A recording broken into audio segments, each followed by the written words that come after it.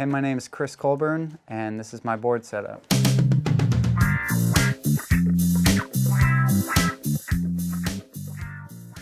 It's a Warble skateboard, 8.5 width. The wheelbase, I think, is 14.5, which is on the longer side, but it's nice that way. I've skated like shorter boards and they cater to like easier flat ground tricks.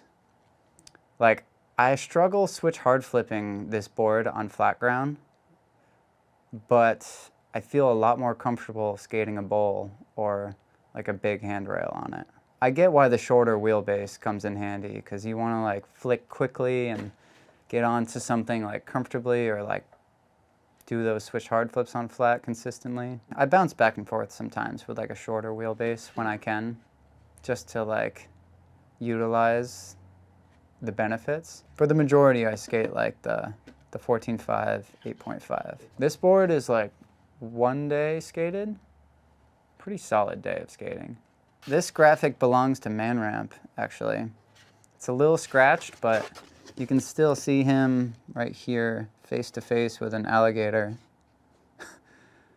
Kind of interesting choice of graphic over at Warble, but we're embracing our fellow Man Ramp and giving him some shine. We have some, I forget which stage. That's a little like on the technical side for me. I'm just gonna guess, since they stage 11, we have independent trucks size 159, which fit the 8.5 perfectly.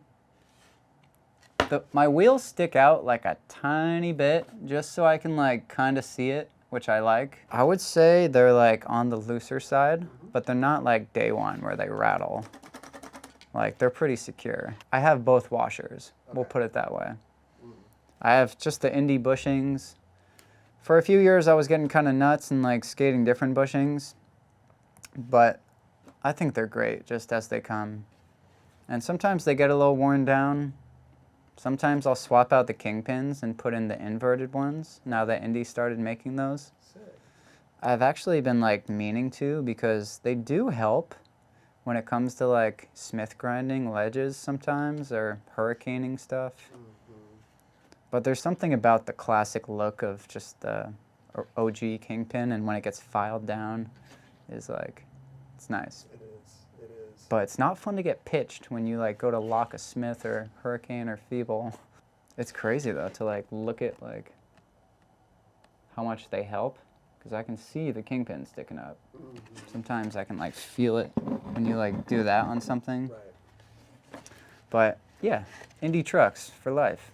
I'm so content with this setup. Like, I'm just gonna be skating this for life, because for a couple years I resorted back to an 8.38 width board to be like flipping onto rails easier. I just like really missed the width of a board. I like stepped on a couple friends' boards who were 8.5s, and I would just like kind of miss that comfort. It's like a big couch versus like a love seat. For those random days I do want to like skate a bowl and get some air, this like makes it a little easier to just not consider skating a different board for that. Spitfire wheels. What size? These were 55 wheels, 55 millimeter to begin with. And they have gotten pretty shaved down to the point where they're probably like 52s, 53s now. And these are just where I want them, because I've been skating them long enough, like probably 2-3 months. I can now do blunt slides and lip slides anywhere I want and just not really care about what happens to them. I always dread setting up new wheels, because the benefit is like you get the smooth feeling and everything, but the weight comes back. I don't know how much weight necessarily, but like ×4, we're talking like 8 millimeter difference there, maybe like 10 millimeters of wheel urethane weight. You really notice it when you go to like flip your board a little bit. Like, Spitfire wheels really last, and I like to like prove that to myself usually. Because I do love doing lip slides and blunt slides when they squeak. And with new wheels, I'm so hesitant to do that because I want the wheels to last. There's like a little bite out of this one. Over time, just like, you might just like roll over some weird shit that takes a big enough chunk out of it that you're forced to set up new ones. Oh, I always like keeping the graphics facing out. Why? When I was filming with my friend James Buckman over the years growing up, he told me that he likes keeping his wheel graphic facing the filmer. So it's just like a little extra comfort in like not thinking about what way to put them when I'm skating. I like the Spitfire little like the end graphic they got going here. They definitely switch it up with graphics, but this is like one of my favorites. It's like mesmerizing to see spin. And I love the conical wheels. Sometimes I ride the tablets, but these are just the classics. So they kind of like swoop in a little bit, but they're like flat at the edge. There's so much technology in wheels. I'm like, been tripping out lately doing a little like research and development for them. They'll like send me some wheels to test and give them feedback. And I did a survey for them for Spitfire recently that was pretty elaborate. They use the term bark when like wheels squeak. It's like, do you like when they bark? Or like, how well do they bark? I was like, that's amazing. I love that term. I talked to someone else recently who loves like a rounded wheel, like the original look to it. That's my shit. And those make it easier to slappy. I will vouch for that, but I like the straight, if not even the curve in. And I can still slappy. It's fine. It's just like mental at that point. Somebody once like planted that in my head and I was like, I don't need to hear that. We have Bronson bearings. Yeah, for these, the shields are still on. One of them I just took off. Nope, just kidding. I swear I did. Nope, it's on. It's confusing. I don't think these were the shieldless bearings. They offer both kinds. But yeah, these are strong bearings. I like to swap out new bearings with wheels. Like somebody gave me that tip, or like told me they do that, and it's kind of stuck with me. Like just to treat yourself. Because thankfully I am sponsored by them, Bronson, so when these are done, I'll just leave the wheels with the bearings in them and either put them on an old board and give them to someone, or just leave the wheels and bearings at a skate park, or collect them for no reason because I hoard random shit sometimes for art projects. I know. What about the What else? the bolts? I Yes. noticed you did three bolts. What's Yeah, that's not really on purpose. that? Okay. I've just been meaning to hit up Indy or stop by a skate shop for some bolts. Okay. But I love the Phillips bolts. Why? Can't go Allen. I don't know why necessarily, other than the fact that it's just classic. It's what I grew up skating. It was always Phillips, and yeah, they get stripped. Sometimes that just happens, and they've been breaking on me too, because I've just been skating them long enough. This one came from my friend Tyler Wilcox. He donated a bolt to me the other day when I was down to 2. So I really need to stock up though. This is tough. I'm tired of like borrowing friends' bolts. I ride for Brooklyn Projects as well on Melrose, and I'm sure I know Dom Dom would be down to give me some bolts. He's been very generous over the If years. Dom sees this, I'm sure he'll drive to your house to give you bolts. That would be awesome. Good. Yeah, we got Pepper Grip on this. Okay. Pretty solid sheet of grip tape. It's kind of a newer brand. It's great. A few friends of mine started it. It's under Mesa Distribution, who does Ace and Uma as well. So all good people. It's nice because it like, before you grip it, like when it's on the sheet, you can like roll it up all tight and it's not gonna crease. You can just like take it on a trip, even like put it in your pocket if you need to. And then you unravel it and it's like, comes on strong. They didn't lose any of the grip in that process somehow.